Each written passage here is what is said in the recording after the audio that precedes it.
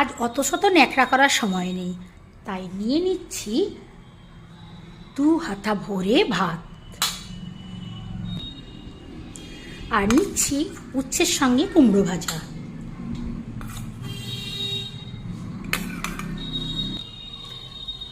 আর এবার নিলাম শাক ভাজা, বাদাম দিয়ে, চীনা বাদাম দিয়ে আমি এটা শাকটা ভাজা করেছি, ওটাও নিয়ে নিলাম। এখন নেব 1 বাটি কাঁচকলা আলুর নিরামিষ তরকারি।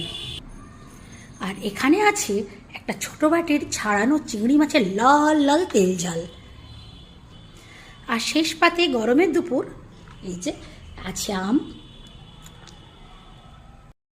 তাহলে বন্ধুরা, আজকে লাঞ্চ মেনুটা কেমন লাগলো কমেন্ট করে জানাবেন। ভালো লাগলে লাইক করবেন আর চ্যানেলটাকে সাবস্ক্রাইব করে আমার পাশে থাকবেন।